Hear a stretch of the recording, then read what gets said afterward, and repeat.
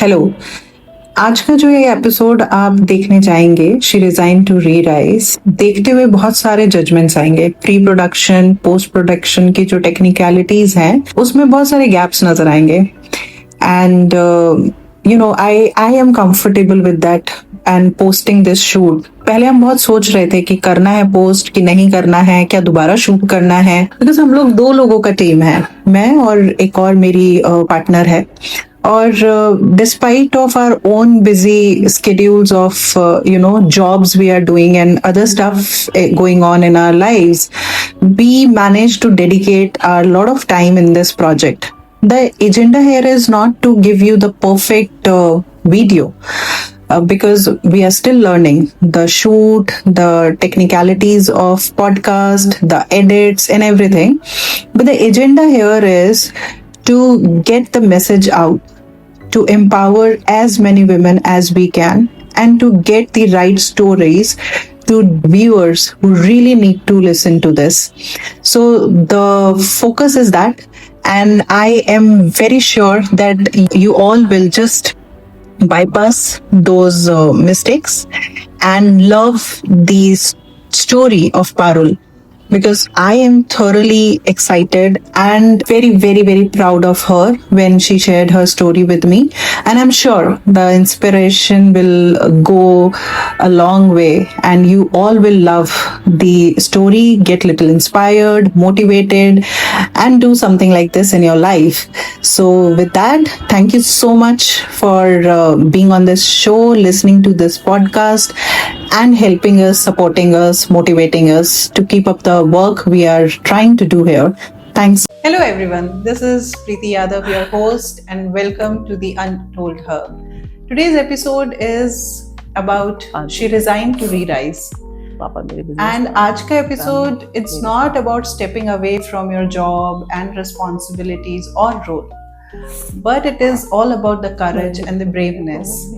It's about a woman who chose to walk away from something which was not serving her for a bigger purpose, maybe. So, to rediscover her power, her peace, and her passion. There is a slight possibility that you are also standing at the edge of some decision and thinking whether I should take this leap of faith or not.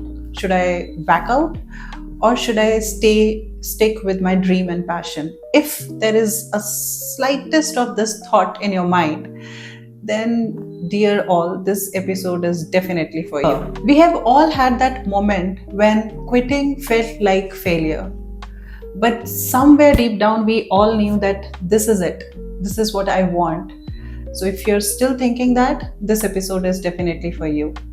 Before we jump into the introduction and starting the podcast, I would like everyone here to inhale the positivity and belief in yourself, and exhale the fear of failure, fear of rejection, and fear of people not believing in you.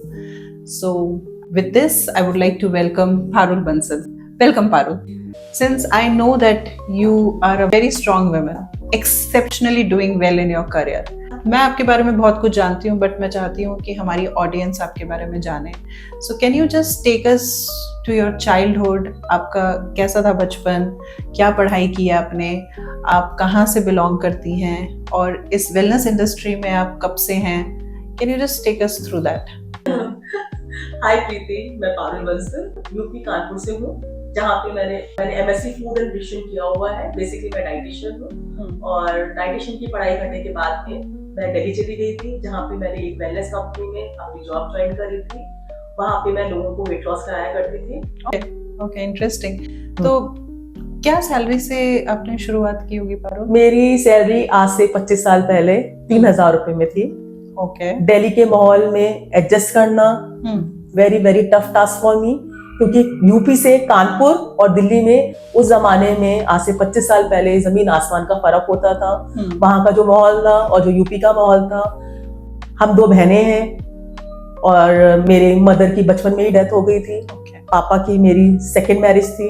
हम लोग दादा दादी के साथ रहा करते थे, और पापा मेरे बिजनेसमैन थे, दादा दादी मेरे सर्विस क्लास थे, जो कि बहुत ही ज्यादा कंजर्वेटिव फैमिली से हूँ मैं. ओके, तो आपको जॉब करने के लिए परमिशन वगैरह इजीली मिला या उसके अंदर भी आपको कुछ चैलेंज था? बहुत ज्यादा चैलेंज आया था, जॉब के लिए साफ मना कर दिया था। हम लोग के उस जमाने में बस यही हुआ करता था कि बस आप पढ़ाई करो, शादी करो और अपने घर जाओ। मैंने बहुत ज्यादा फाइट करी है, अपने दिल्ली जाके वहां पे मैंने फिर जॉब ज्वाइन करी, फाइट करके फिर मैं जॉब पे गई थी। इंटरेस्टिंग। हाँ, ये बहुत नॉर्मल था उस टाइम पे। अभी भी बहुत सारे घरों में होता है कि लड़कियों को पढ़ाया ही इसलिए जाता है कि आपकी शादी हो जाए और आप अपने घर को अच्छे से संभाल सको। मैं कभी कभी सोचती हूँ कितना ज़्यादा सैड है कि आपका सिर्फ और सिर्फ मकसद ही लड़की को पढ़ाना है ताकि आपको एक अच्छा लड़का मिल जाए और फिर उसके बाद उसको सिर्फ किचन में भेज देना है, and that is her life.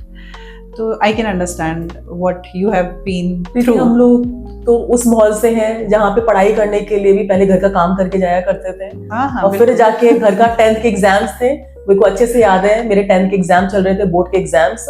और घर का झाड़ू पोछा भर करके हम लोग काम करके पढ़ाई करने जाया करते थे। लड़के लड़की का इतना ज्यादा भेदभाव था कि मैंने कभी जिंदगी में, अगर मेरे ब्रदर को मिलता था कुछ खाने पीने के लिए, मतलब तो हम लोग को नहीं मिला करता था। तो वो जमाने देखे हुए हैं मैंने। हाँ, आई कम्प्लीटली अंडरस्टैंड। उस टाइम पे बिल्कुल ऐसा पॉसिबल है। मैं बहुत सारे लोगों को जानती हूँ, कहीं ना कहीं खुद का भी एक्सपीरियंस है, दैट जेंडर बायसनेस जो बहुत बड़ा टॉपिक है अपने आप में, पर ये आज भी कहीं ना कहीं एग्जिस्ट करता है घरों में। बिल्कुल। सो पारुल, आपको कभी ऐसा उस पूरे जॉब में जो आपने 18 साल की है, 18 साल एक ही ऑर्गेनाइजेशन में काम किया है, तो उस 18 साल में वो कौन सा मोमेंट था जब आपको लगा कि यार ये जॉब अब नहीं करनी है, मुझे कुछ और करना है, कुछ और ट्राई करना है? प्रीति, जब मैं अपनी जॉब में थी, मेरे को इतना ज्यादा वहां पे प्राइवेट कंपनी इतना लोगों को हटाया करती थी। आफ्टर 50s की एज में लोगों को हटाने करने का मैंने सिनेरियो देखा था। और कहीं ना कहीं वो फेयर, वो डर मेरे अंदर इतना ज्यादा था कि अगर मैं भी, जब अभी तो मैं 40s की हूँ और 50s की एज की होंगी, तो कहीं ना कहीं कंपनी मुझे हटा तो नहीं देगी। और मैं सिंगल हैंड लेडी थी, मेरे 2 बच्चे हैं, कहीं ना कहीं ब्रेड एंड बटर अर्नर थी। तो मुझे यही डर, फियर लगा रहता था कि कहीं कंपनी ने मुझे हटा दे तो मेरे बच्चों का क्या होगा। उस फियर ने कहीं ना कहीं मुझे आज की, मतलब जिस पोजीशन पे मैं आज हूँ, तो कहीं ना कहीं वो फियर एक बहुत बड़ा रीजन है, वो डर एक बहुत बड़ा रीजन है। तो कुछ जैसे मैं स्टार्टिंग में पॉडकास्ट में बोली एक्सहेल फियर, अभी लग रहा है इनहेल फियर। तो इंटरेस्टिंग। ओके, सो कई बार फियर आपके लिए अच्छा है, ये सुन के ऐसा लगा। पारुल, एक ऐसी जॉब जिसमें आप 18 साल तक रही हैं, स्टेबल जॉब थी, एक स्टेबल इनकम थी, उसको छोड़ने के जब आपने डिसाइड किया तो आपको कैसा लग रहा था? आप क्या फील कर रही थी? Preeti, I don't want wrong commitment. Seriously बहुत डरी हुई थी। जॉब छोड़ने का ले तो लिया था, लेकिन अंदर से इतना डर था कि कहीं फेलियर हो गई तो मेरा क्या होगा। बिकॉज आप अगर बच्चे, आपके 2 बच्चे होते हैं और आप ब्रेड अर्नर हो, तो कहीं ना कहीं माइंड में यही रहता है कि अगर फेलियर हुई, और जिसमें कि आपको पता है कि आपके आगे ना पीछे कोई भी नहीं है, कि अगर कहीं कुछ होता भी है तो you don't have any options कि आप कुछ कर पाओगे। बट फिर भी उस डर से आगे ही जीत है, कहा जाता है कि डर के आगे ही एक जीत है। तो मैंने वो कदम उठाया। आपकी फैमिली ने, आपके स्पाउस ने, बच्चे तो मेरे ख्याल से छोटे रहे होंगे, बाकी लोगों ने आपको इसके अंदर कैसे रिएक्ट किया इस डिसीजन में? हस्बैंड का तो बहुत ही ज्यादा नेगेटिव अप्रोच थी कि तुम कैसे छोड़ सकती हो जॉब को, जब तुम्हारी एक स्टेबल जॉब है, सब चीजें हैं। फैमिली में मेरा कोई और था नहीं। सिस्टर ने बहुत ज्यादा इंकरेज किया कि पारुल तुम करो, अपनी लाइफ में आगे बढ़ने के लिए कोशिश करो। थोड़ा सा मतलब उसने मुझे इंकरेज किया, और हस्बैंड का बहुत ज्यादा नेगेटिविटी थी। बाकी फिर भी मेरी कोशिश में थी कि शायद कुछ हो जाएगा। तो मतलब जहाँ से मैं समझ रही हूँ, एक फीमेल जब कोशिश करती है कि उसको कुछ नया ट्राई करना है लाइफ के अंदर और एक वो सेफ्टी नेट से बाहर निकलना चाहती है, तो हस्बैंड का रोल थोड़ा ज़्यादा इम्पोर्टेंट हो जाता है, राइट? और वहाँ से अगर सपोर्ट नहीं मिलता है तो वो ज़्यादा हिट करता है, या आप अपने आप को मैनेज कर रहे थे? बहुत ज़्यादा हिट कर रहा था, बहुत ज़्यादा परेशान थी, बहुत ज़्यादा, क्योंकि कहीं ना कहीं अगर थोड़ा सपोर्ट और अच्छा मिलता तो चीज़ें और अच्छे हम कर सकते थे।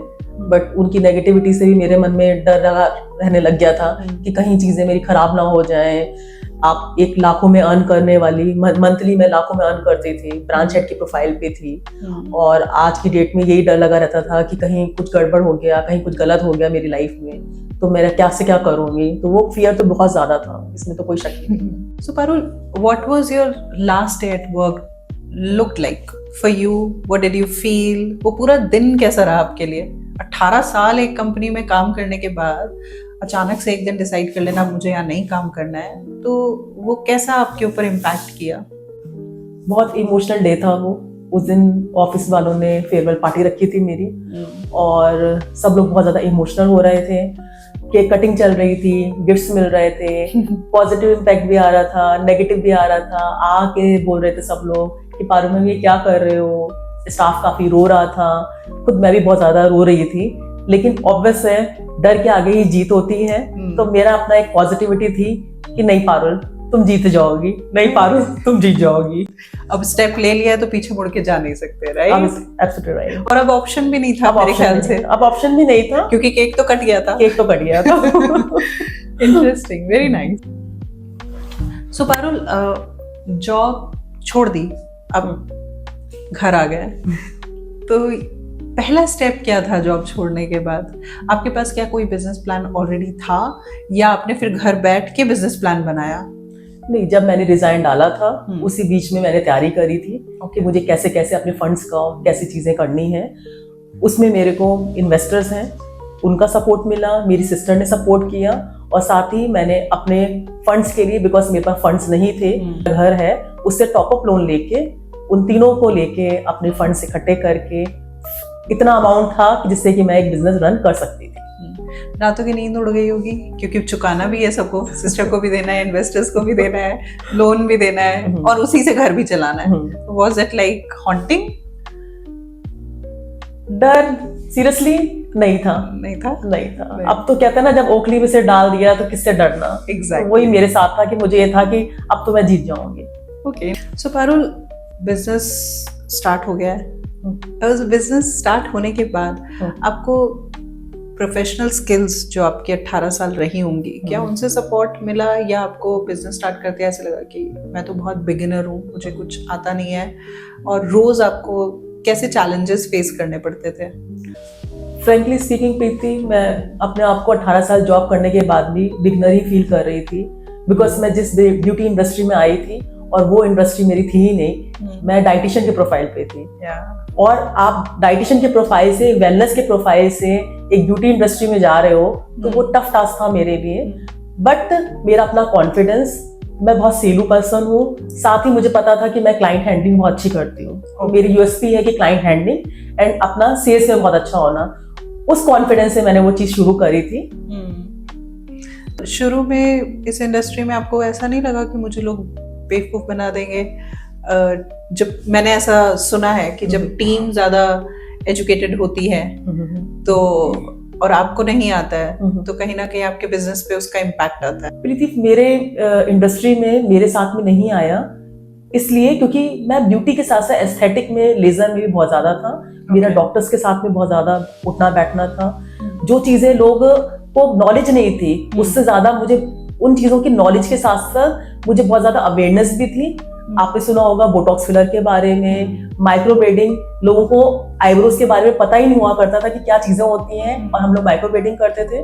लोगों को हेयर के बारे में पता ही नहीं होता था कि व्हाट इज हेयर एक्सटेंशंस। हमने लोगों को नॉलेज दी हेयर एक्सटेंशंस के बारे में, हमने लोगों को नॉलेज दी बोटॉक्स फिलर के बारे में, हमने लोगों को नॉलेज दी अपने ग्रूमिंग के बारे में। तो काफी सारी चीजों के बारे में मैंने लोगों को नॉलेज दी है। तो ये तो बहुत एक्सपेंसिव ट्रीटमेंट्स होते होंगे, हाई एंड ट्रीटमेंट। ये हाई एंड ट्रीटमेंट है, बट नॉट वेरी एक्सपेंसिव। आज की डेट में सब कराते हैं। पहले के टाइम पे हुआ करते थे कि नहीं, फिल्म स्टार्स ही करा रहे हैं या कुछ भी हो रहा है। आज की डेट में ग्लूटाथियोन हुए, बोटॉक्स फिलर हुए, माइक्रोब्लेडिंग हुई, हेयर एक्सटेंशंस हुए, ये सब कराते हैं। Okay, interesting. सो कैसे क्लाइंट ज्यादा आते हैं आपके पास? लाइक हाई एंड ज्यादा आते हैं, मीडियोकर ज्यादा आते हैं, या लो ज्यादा आते हैं, या आप कैसे अपने बजट को मैनेज करती हैं? मेरे पास में सब तरह के क्लाइंट आते हैं, बिकॉज क्लाइंट तो क्लाइंट ही है। मिडिल और लो और हाई तो नहीं देखा जाता है। ओके। ये एक पैशन होता है, अगेन ये इसकी जरूरत होती है। अगर कोई मिडिल भी होगा और जिसको अगर शौक है कराने का और जिसकी स्किन पे दिक्कत है तो वो कराएगा ही कराएगा। अगर किसी के बाल हल्के हैं और उसको लगता है कि एक्सटेंशन लगा के मेरे बाल हैवी हो जाएंगे तो वो हेयर लगवाएगा ही लगवाएगा। तो मेरा मानना ये है कि अभी पहले के जमाने में और अब के जमाने में there is lot of difference. पहले के टाइम पे लोग नहीं कराया करते थे, अभी सभी कराते हैं आज की डेट में। हमारा इंडिया में जो वुमेन पॉपुलेशन है, it is 709 million, which is 48.44% of total population। यानी 48% मोटा मोटा अगर देखते हैं तो 48% औरतें हैं। और बहुत ही सरप्राइजिंगली जो वर्किंग वुमेन है वो इस 48% में से कुछ 30 to 42% है, जिसके अंदर सब आ गया। आपके एंटरप्रेन्योर्स भी आ गए, आपकी सर्विस क्लास वुमेन भी आ गई, आपका लेबर क्लास भी आ गया। नाउ इस 30 to 42% वुमेन जो बाहर जाके काम करना चाहती हैं और काम कर रही हैं, उनमें से 70% औरतें काम छोड़ देती हैं। इतना हाई एट्रिशन है। बहुत सारे उसके रीजंस हैं। मैरिज हो गई, फिर बच्चा हो जाता है, बच्चा होने के बाद तो बहुत कम फीमेल्स हैं जो वापस वर्क की तरफ देखती हैं, ठीक है। Toxic environment at work place हो गया, ट्रैवलिंग जॉब हो गई। बहुत सारी जॉब्स तो ऐसे ही हैं जहाँ पे फीमेल्स को हायर ही नहीं किया जाता है। बहुत आयरनी है ये, but it's a fact of life कि फीमेल्स को अलाउड ही नहीं है उन प्रोफाइल्स के लिए। मैं पर्सनली एक्सपीरियंस कर चुकी हूँ। एंड सरप्राइजिंगली ये जितना बच गया है उसमें से जो आजकल विमेन एंटरप्रेन्योर्स आ रही हैं, जहां मैं आपसे कनेक्ट कर पा रही हूँ और जहां मैं आपकी स्टोरी को देख पा रही हूँ, वो 22% है सिर्फ। सो 48% से 70% जिन्होंने काम छोड़ दिया, वो 70% जिन्होंने काम छोड़ दिया उनमें से ये मैक्सिमम लोग आते हैं और अपना कुछ करते हैं।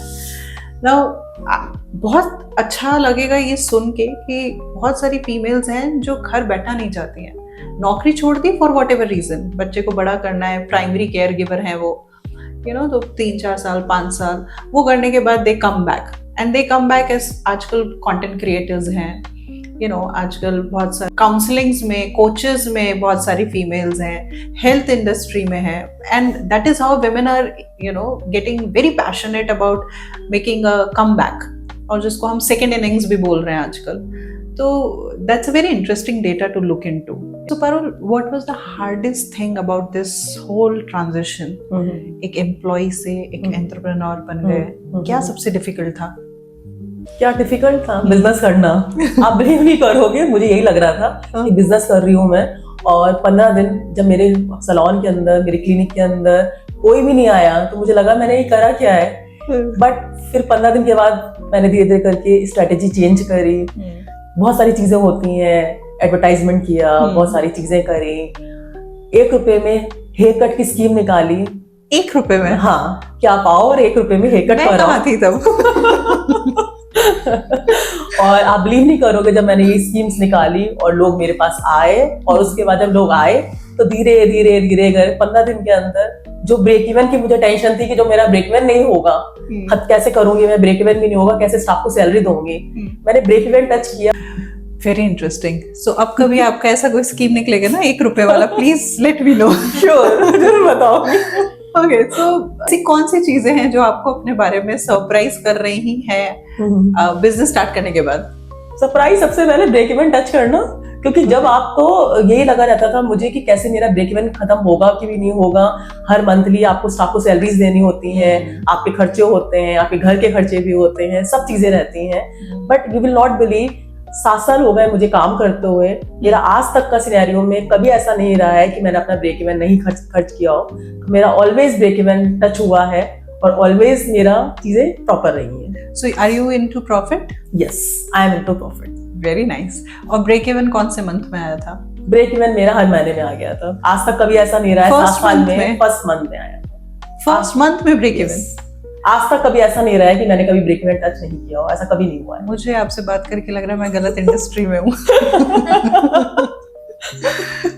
Very inspiring, Parul. I'm seriously thrilled. I'm thrilled to know that a female जो 18 साल से नौकरी कर रही थी, and she had mouth to feed. She was the only bread earner. एक इतना बड़ा रिस्क लिया और वो रिस्क लेके पहले महीने से she was successful and making profits. Very inspiring. Thank you. So Parul 25 साल पहले वाली पारुल के पास अगर मैं आपको वापस जाने बोलती हूँ और कहती हूँ उसको एक एडवाइस दीजिए, तो आप क्या एडवाइस देंगे उसे? Financial planning. Okay. Preeti, you will not believe, मुझे को इतना दिल दुखता है, इतना खराब फील होता है कि शायद अगर मुझे पहले ही किसी ने बताया होता कि आपको फाइनेंशियल प्लानिंग कैसे करनी है, आपको अगर मुझे पता होता कि 3,000 में भी आप पैसा अपना बचा सकते हो और 3 लाख में भी बचाते हो, अगर ये सब चीजें पहले से पता होती तो शायद मैं बहुत अच्छा कुछ कर जाती. जो मुझे ऑलवेज अफसोस रहता है कि और अच्छा हम कर सकते थे, बट फाइनेंशियल प्लानिंग नहीं होने की वजह से, नॉलेज नहीं होने की वजह से, मैं ये कहती हूँ कि मेल हो या फीमेल हो, फाइनेंशियल प्लानिंग जो है सबको ही आनी चाहिए. सो ये सिखाना चाहिए स्कूल्स में? बिल्कुल सिखाना चाहिए. राइट. बिल्कुल सिखाना चाहिए. हमारे यहाँ करिकुलम का पार्ट होना चाहिए. बिल्कुल. Financial planning, how to do investments. You rightly said. I think it's a very interesting point to ponder over that. हमारे यहाँ पे पढ़ाया नहीं जाता है कि रियल लाइफ में बाहर निकल के क्या करना है. So interesting. I think अगर ये फाइनेंशियल प्लानिंग रहता पारुल तो ये 18 साल नहीं लगते. बिल्कुल नहीं लगता है. राइट. सो पारुल, क्या माइंडसेट शिफ्ट बहुत ही ज्यादा जरूरी है बिजनेस करने के लिए? क्योंकि आपने 18 साल जॉब किया, फिर उसके बाद एकदम से बिजनेस किया, तो क्या माइंडसेट शिफ्ट जरूरी है? Preeti, failure is not going to break me. Okay. And आपकी लाइफ में एक रीस्टार्ट बटन होता है. हाँ. और मुझे पता है कि मैंने 18 साल अपनी लाइफ में इतना दे दिया है कि मैं अब पीछे कभी भी नहीं आ सकती. अगर मैं फेल भी होती हूँ तो मैं वापस से अपनी जॉब में लग सकती हूँ. मुझे, मेरे अंदर वो पैशन है, मेरे अंदर वो काम करने का जुनून है, मेरे अंदर एक मेहनत करने का जुनून है. I am a discipline lady. मुझे पता है कि मैं जो भी काम करती हूँ, आज तबीयत सही नहीं होके भी मैं यहाँ आई हूँ स्टूडियो में आपको, तो कहीं ना कहीं इंसान को, अगर जिसको भी जॉब करनी है या बिजनेस करना है, बिजनेस पर्सन के लिए 24/7 की जॉब होती है. तो ये उसको ऑलवेज ध्यान रखना है कि 24/7 आपको अपना वर्क करना है और आपको कंसिस्टेंसी हुई, डिसिप्लिन है आपकी उसमें बिजनेस में होना ही चाहिए. आपके पास अपॉर्चुनिटी नहीं है कि आप ऑफ ले पाओ. सो पारुल, मेरे जैसे बहुत लोग हैं जो कि स्टक हैं अपनी जॉब में और ड्रीम्स में, तो आप उनको क्या सजेशन देना चाहोगे? Universe will always support you. Okay. So consistency, determination, आप कोई भी काम करने जाते हो उसमें ये सब चीजें बहुत जरूरी हैं. And discipline, right? डिसिप्लिन नहीं होगा तो ये सब कुछ भी नहीं है. करेक्ट. या interesting. Preeti, discipline, consistency and मेहनत, सब चीजें होनी बहुत जरूरी है, जो लोगों में नहीं होती हैं. लोगों के अंदर एक फियर रहता है कि कहीं फेलियर तो नहीं हो जाएंगे. क्या हुआ, फेलियर हो भी जाएंगे तो कोशिश तो करके देखो ना. ओके. कोशिश करेंगे तो बहुत कुछ मिल जाएगा, बट हम कोशिश ही नहीं करेंगे. हम चाहते हैं चांद पे जाना. चांद पे जाने का हमें बहुत डर लगता है कि जाएंगे कैसे. तो चांद पे जाके लोग आते भी हैं वापस और नहीं भी आते हैं. तो एक बार ट्राई तो करना चाहिए ना. जब लोगों का देखती हूँ ना, मेरे को इतना दिल दुखता है. मतलब मैं सोचती हूँ मेरे पतियों को देख के, यार ये कुत्ते बिल्ली की तरह लड़ते हैं और लोग चांद पे जा रहे हैं. लोग समुद्र से तेल निकालते हैं. मेरे पास मेरे क्लाइंट हैं, उन्होंने हमें वीडियोस दिखाए थे. आज से 18 साल पुरानी बातें बता रही हूँ मैं आपको. मेरे को इतना वो लगता था, लोग मंगल पे घर ले रहे हैं, तो मेरे को तो गुस्सा आता है. इतना गुस्सा आता है कि लगता है क्या है ये लगे हुए सास बहू के किस्से कहानी करने में. उसकी साड़ी ऐसी है, वो वैसी है, वो वैसी है. आपने बिल्कुल सही कहा है. ये सास बहू का, क्योंकि सास भी कभी बहुती चलता रहता है और आधे से ज्यादा फीमेल्स वहीं उलझ के रह जाती हैं. और इतना प्रोडक्टिव माइंड है. आई पर्सनली नो पारुल बहुत सारी फीमेल्स को, super talented, and I see how much is wasted. कितना वेस्ट हो रहा है ये talent. Wasted their time, energy फालतू की चीजों में. मतलब आप देखते ही है ना, हम लोग किटी पार्टी, मतलब अच्छी बात है किटी पार्टी होनी चाहिए, लेकिन मेरे लिए आप बिलीव करो, अभी फर्स्ट टाइम मैंने तीज सेलिब्रेट किया था. 25 साल हो गए, मैंने कभी देखा ही नहीं तीज क्या होता है. यार वो भी बहुत गलत चीज है कि आपको पता ही नहीं है कि आपका ट्रेडिशन क्या है क्या नहीं, ये भी गलत चीज है. लेकिन लोगों को देखती हूँ ना मैं कि यार लोग इतना ज्यादा एंजॉय कर रहे हैं, किटी में लोग इतना टाइम वेस्ट भी कर रहे हैं. वही कहीं ना कहीं एनर्जी वाली हो.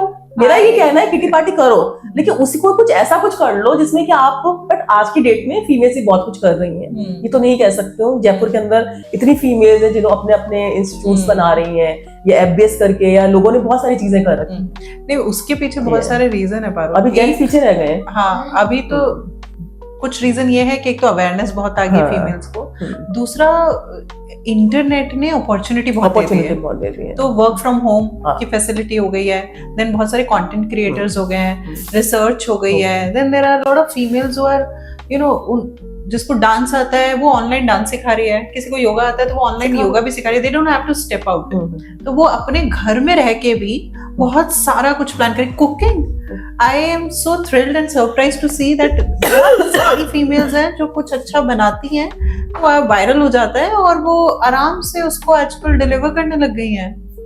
या तो विमेन, और जितना मल्टीटास्किंग है फीमेल्स, मैं कभी कभी ना, और मजाक नहीं कर रही हूँ Parul, on a very serious note, मैं कभी कभी किसी फीमेल को देखती हूँ ना, and I just keep looking at her in awe, how she is managing everything, घर, बच्चा, ऑफिस, फाइनेंसेस, मेड्स, अगर आपके पास मेड्स हैं तो उनका भी मैनेज करना ही अपने आप में एक टास्क, और उसके बाद they are social also, and then they have their responsibilities towards in laws, toward husband, वो सब भी वो मैनेज करती है। दीदी, आज मेरी मदर इन लॉ आई है। हाँ, मेरी बेटी पता है सुबह मेरे को क्या बोल रही थी, मम्मी पापा आप भूल गए होंगे, मम्मी आप भूल गए होंगे 9 months पुराना trauma.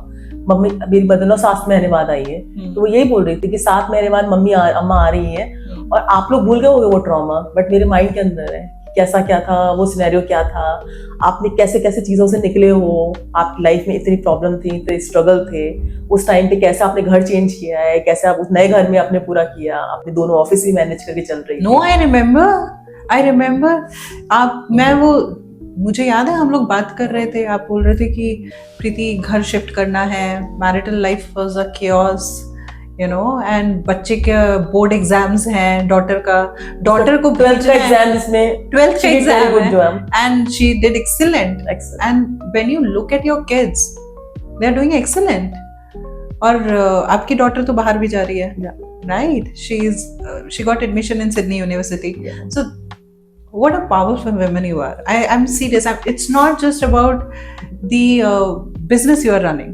It's about everything. The emotional connect you have with your clients. I know you. That is why I know. The emotional connect you have with your clients. The way you are, bringing up your kids. The way you manage your mother-in-law. The way you are managing your husband. The way you are managing your finances. Everything. And not taking a single break. There is no break for you. I have never seen you on holiday. And I keep telling you, have some social circle. Have some friends at least, my friends are my clients. That is what you tell me all the time. So yeah, truly inspiring. I don't know इस podcast के अंदर मैं cover भी कर पाऊंगी कि नहीं कर पाऊंगी your journey, because जो childhood में था, फिर then young age में जो हुआ था, and then अभी, तो मैं नहीं cover कर पाऊंगी शायद. But somewhere I want people to know and understand that female who's sitting here across me, she is one of the bravest and strongest female I have ever seen in my life. Yeah, so kudos to you. So Parul, now you are into a very settled business, right? Doing very well, exceptionally well for yourself, your family, your kids. So what do you think, ये जो freedom है, अब जो आपको है, what price did you pay to earn this freedom? Preeti, business में मैंने बहुत कुछ खोया है तो बहुत कुछ पाया भी है, और सबको लगता है कि बिजनेस बहुत इजी टास्क है, बट इतना इजी भी नहीं है। बहुत अपने बच्चों को सफर करते हुए मैंने देखा है। 7 साल में पहले जॉब में थी तो 9 से 5, 10 से 7 की शिफ्ट हुआ करती थी। आप 9 घंटे करके अपने घर चले जाते हो, लेकिन जब आप बिजनेस में होते हो तो 25/7 की जॉब रहती है, बिजनेस रहता है, आपको अपने हस्बैंड को भी देखना होता है, आपको अपने बिजनेस को भी देखना होता है, अपने बच्चों को भी देखना होता है। मेरे को अच्छे से वो इंसिडेंट याद है कि जब मेरा बच्चा बीमार था और मेरे यहाँ पे क्लिनिक के अंदर डॉक्टर आए हुए थे, हम लोग क्लाइंट्स का ट्रीटमेंट कर रहे थे, मुझे डॉक्टर को दिखाना था, बट मेरे पास में क्लाइंट भी थे तो मैं क्लाइंट्स को छोड़ के घर नहीं जा सकती थी। मेरी ब्राइड भी लगी हुई थी। एक बार का और इंसिडेंट है कि जब मेरी ब्राइड लगी हुई है, उनके मेकअप चल रहे हैं और अगेन मेरे घर में फैमिली फंक्शन है, तो मैंने अपनी ब्राइड्स को चूज किया था, फैमिली फंक्शंस को नहीं। तो बहुत बार ऐसा होता है कि आपका शादी का टाइम सीजन होता है, आपके घर में भी फंक्शन होते हैं और आपके बिजनेस में भी, आपके खुद के आपके शोरूम में भी, क्लिनिक में भी, आपके सैलून में भी काम होता है, तो आपको चूज करना पड़ता है। तो I always choose my office.